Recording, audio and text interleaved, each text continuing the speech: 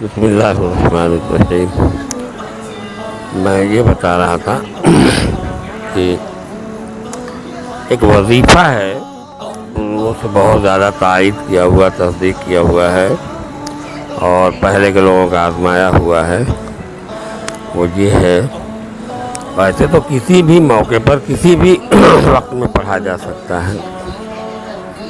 لیکن اس کی سب سے بڑی فضیلت جو ہے وہ رمضان میں تیسرے جمعہ کی ہے۔ اگر اللہ تبارک تعالیٰ حیات پر درستی دے اور تیسرا جمعہ ملے، جیسے کل مل رہا ہے، جمعہ کے دن پورے دن میں کبھی بھی اس وظیفے کو کیا جائے، اللہ سے دعا کی جائے، اللہ تعالیٰ بڑے سے بڑے مرض کو ٹال دیتے ہیں انسان کے جسم سے، ٹھیک ہے۔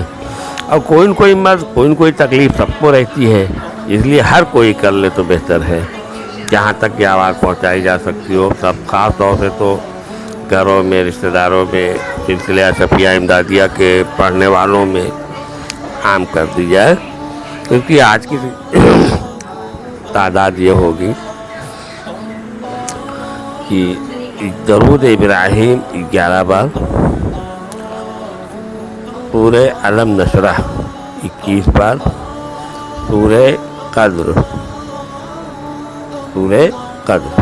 اِنَّا أَنزَلْنَاهُ فِي لَيْلَةِ الْقَدْرِ وَمَا أَدْرَاكَ مَا لَيْلَةُ الْقَدْرِ، یہ دونوں صورتیں 21 بار پڑھی جائیں، اور پھر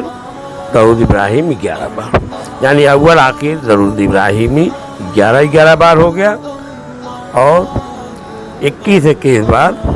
سورہ قدر اور سورہ علم نشرح پڑھ کر کے دعا کی جائے۔ اس پڑھنے والے کے اوپر بڑے سے بڑا مرض ہو اور چھوٹے سے چھوٹا مرض ہو، اللہ تبارک تعالیٰ اس مرض سے نجات دے دیتے ہیں۔ اس لیے یہ اچھا موقع ہے، تیسرے جمعہ والا، سب لوگ پڑھ لیں، خاص طور سے سبھی بچے بچیاں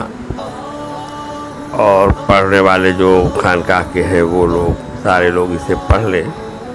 کل جمعہ کے دن کسی بھی وقت، ٹھیک ہے۔ اللہ